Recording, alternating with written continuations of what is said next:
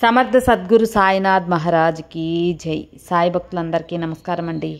మన సాయినాథుని దయ వల్ల అందరూ సంతోషంగా ఉండాలి అని మనస్ఫూర్తిగా కోరుకుంటూ ఈ వీడియో స్టార్ట్ చేస్తున్నాను.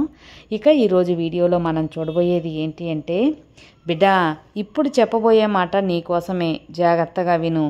విన్న తర్వాత ధన్యవాదాలు చెప్పు.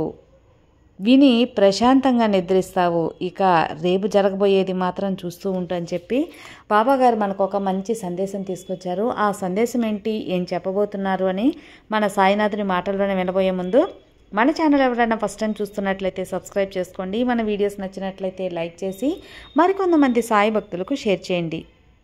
ఇక బాబాగారు మనకు అందిస్తున్న సందేశం, బిడ్డ ఎందుకు దిగులుగా ఉన్నావు తల్లి? నీ బాబా చెప్పేది విని ప్రశాంతంగా నిద్రించు. రేపు ఏం జరుగుతుందో మాత్రం చూడు. ఈరోజు నీ గుండె ఎందుకు ఇంత వేగంగా కొట్టుకుంటుంది? నీకు అది చేసుకోవాలి, ఇది చేసుకోవాలి, బాగా బ్రతకాలి, మంచిగా తినాలి, ఆరోగ్యంగా ఉండాలి అనుకునే నువ్వు ఇప్పుడు మాత్రం ఎందుకు తినకుండా కడుపు మార్చుకొని జీవితం అంటేనే విరక్తిగా ఉన్నావమ్మా? ఎందుకు తల్లి నీ జీవితం నువ్వు జీవిస్తున్నావు అనేదానికంటే రోజులు గడిస్తే చాలు అని బ్రతికేస్తున్నావు కదా. నా బిడ్డకు మనసు ప్రశాంతత లేదు, ఈ సాయి బిడ్డకి ఎందుకు సంతోషం లేదు అని నాకు కూడా నీ యొక్క దిగులు అనేది పట్టుకుంది తల్లి. ఆ దిగులు పట్టి నన్ను పీడిస్తుంది. బయటకు తెల్లగా ఉన్న నీ మనసు దిగులుతో ముడుచుకుపోయి నలిగిపోయింది కదా.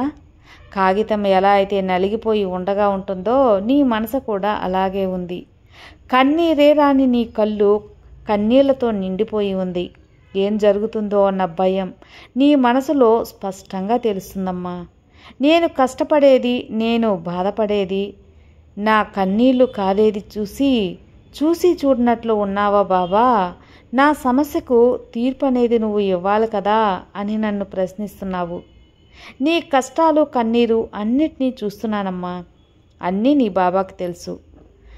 నన్ను నువ్వు చూడకముందే నిన్ను నేను గుర్తించి తెలుసుకుంటాను.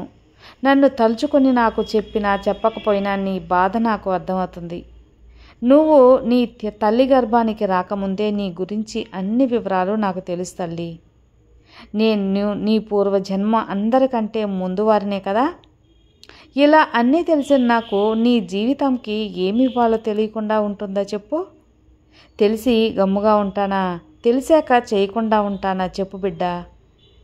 నాకు పూజ చేసి నా నామాన్ని స్మరిస్తూ నాకు నైవేద్యం పొడుతూ నన్ను చక్కగా అలంకరిస్తూ నన్నే నమ్ముకొని ఉన్న నిన్ను మరువగలనా చెప్పు? ఒక్క విషయం గుర్తుంచుకో, నీ తల్లి మర్చినా నీ తండ్రి మర్చినా ఈ సాయి తండ్రి మాత్రం నిన్ను ఎప్పుడూ మర్చిపోను. నేను నీ సాయి తండ్రిని కదా, ఎలా మర్చిపోగలను? నిన్ను కాపాడేందుకు నీ చుట్టూనే ఉంటాను. ప్రతి క్షణం నిన్ను గమనిస్తూనే ఉంటాను. నిన్ను కలవకుండా నేను ఎప్పుడు కూడా ఉండలేను తల్లి. ఒక్కొక్కప్పుడు నిన్ను కలవకుండా మాయ అనేది చుట్టేసినప్పుడు నేను పడే వేదన చెప్పలేందమ్మా. మనసుని తేలికపరుచుకో బిడ్డ. నీ కర్మదోషం వల్ల ఇన్ని కష్టాన్ని నీకొందుకొచ్చాయి. ఇప్పటి వరకు అనుమతించాను, కానీ ఇక నుంచి నీ కర్మదోషాలు తొలగిపోయాయి. ఇక నుంచి నువ్వు ఆనందంగా ఉంటావు.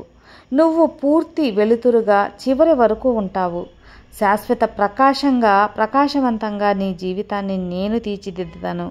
ఇది నీ మనసు పడే వేదన నాకు తెలుసు కాబట్టి నీ మనసు ఉన్న కన్నీరు కష్టం అన్నీ తొలగిపోయేటట్టు ఇక నుంచి దేనికి కూడా నువ్వు దిగులు పడకుండా ఇదంతా చేసే బాధ్యత నాది.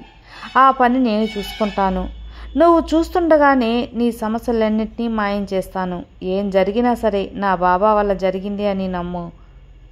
నువ్వు చేయవలసిందల్లా ఒక్కటే, చేతులు కట్టుకొని వేడుకు చూస్తూ ఉండు. రేపు నుంచి నీ జీవితంలో ఉన్న అడ్డంకులు, చికాకులు, చింతలు అన్నిటినీ తొలగించి తరిమి కొట్టేస్తాను. ఇది వరకు జరుగుతుందా లేదా అన్న విషయం కూడా నీకు జరిపిస్తాను. నెరవేరుతుందా, నా కోరిక తీరుతుందా అని నువ్వు బిక్కుబుక్కిన ఎదురు చూసిన నువ్వు ఇక నుంచి ప్రతి క్షణం నీవు ఆశ్చర్యంలో మునిగినప్పుడల్లా ధన్యవాదాలు బాబా అని నాకు ధన్యవాదాలు చెప్పుకుంటావు. సాయినాథ నమస్కారం అని నాకు ఎంతో కృతజ్ఞత చెప్పుకుంటావు. ఇక నుంచి జరగబోయేది ఇదే. నువ్వు సంతోషంగా వేడుక చూడు బిడ్డ. ఈ సాయి మాటలు నమ్ము. నేను నీ దగ్గర ఉన్నప్పుడు నీకు అంతా శుభమే కదా జరుగుతుంది. ఇదంతా నేను ఊరకనే చెప్పి నిన్ను మభ్యపెట్టడం లేదు. నేను ఊరకనే కూడా చెయ్యనులే. నేను ఏది చేసినా నీ మంచి కొరకే కదా. ఈ సాయి మాటలు నమ్మకంతో విండు. నాకు 2 రూపాయలు దక్షిణగా పెట్టు. నన్ను పూజించేటప్పుడు నాకు ఒకే 2 రూపాయలు దక్షిణగా సమర్పించు. అవి శ్రద్ధ, సబూరి అనే 2 రూపాయలు. నా మీద నమ్మకం ఉంచి భక్తితో శ్రద్ధగా నన్ను పూజించు. నా నామస్మరణ చేసిన నీకు ఎప్పుడు కూడా నీకు ఒక కష్టం కూడా రానేను.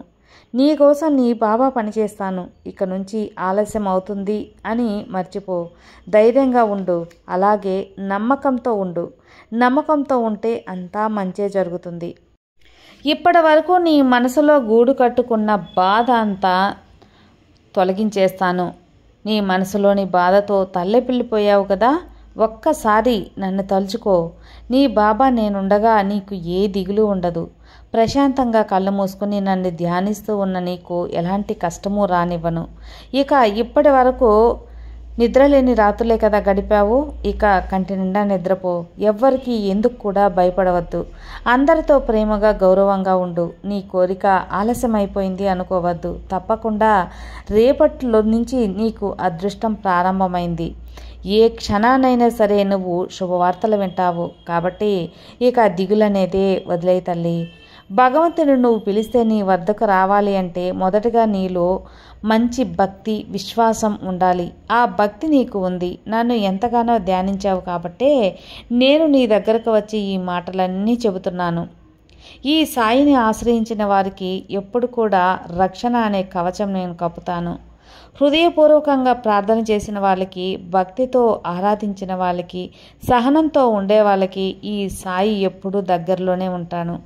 ఏ విధంగా అయినా సరే నా భక్తులకు నేను బోధించే మాటలు అలాగే సందేశాలు వారి జీవితంలో మంచిని నెలకొల్పాలని నేను ఎప్పుడూ పాటుపడుతూ ఉంటాను. బిడ్డ, కల్మషం లేని నీ మనస్తత్వం నాకెంతో ఇష్టం అమ్మా. నువ్వు నన్ను అడిగే ప్రతి కోరిక న్యాయమైనదే. అన్నిటికంటే నువ్వు ఏదైతే కోరుకున్నావో మనసులో ఉన్నది ఉన్నట్టు నాతో చెబుతూ ఉంటావు. నన్ను ఎంతగానో నమ్మే కదా నాతో చెబుతూ ఉంటావు. అలాంటిది నీ న్యాయమైన కోరిక తీర్చడం ఈ సాయి బాధ్యత కదా. నేను నీ భవిష్యత్తును ఇప్పటికే రాసేశాను. ఇప్పుడు నువ్వు ఆందోళన చెందాల్సిన అవసరం లేదు. సంతోషం నీ కోసం నిల్వ చేశాను తల్లి. ఇక జీవితం అంతా సంతోషంగా ఉండు. ఇప్పుడు నీ జీవితంలో ఎలా మలుపు తిప్పుతానో చూడు. నువ్వే ఆశ్చర్యపడేలా అన్ని సంతోషాల కుండ నీ ఇంట్లో పెడతాను. నీకు కొత్త జీవితం ప్రారంభమైనట్లుగా అంత ఆనందం నిండి ఉంటుంది. నువ్వు ఏదైతే తలుచుకున్నావో అది తప్పకుండా నీకు నెరవేరి అమితమైన సంతోషాన్నిస్తుంది. ఇక నీకు అంతా సుఖమే తల్లి. నన్ను ఆశ్రయించావు కదా, నన్ను శరణు కోరావు కదా. ఇక నిన్ను రక్షించటం ఈ సాయి బాధ్యత. ప్రశాంతంగా కంటి నిండా నిద్రపో. ఈ సాయిని ధ్యానిస్తూ రేపటి నుంచి అద్భుతం చూస్తావు. రేపటి నుంచి నీ జీవితంలో కలిగే మార్పును చూసి ధన్యవాదాలు బాబా అని చెప్పు. నమ్మకంతో ఉండు. అంతా మంచి జరుగుతుంది. సర్వే జనా సుఖినో భవంతు. జై సాయిరాం.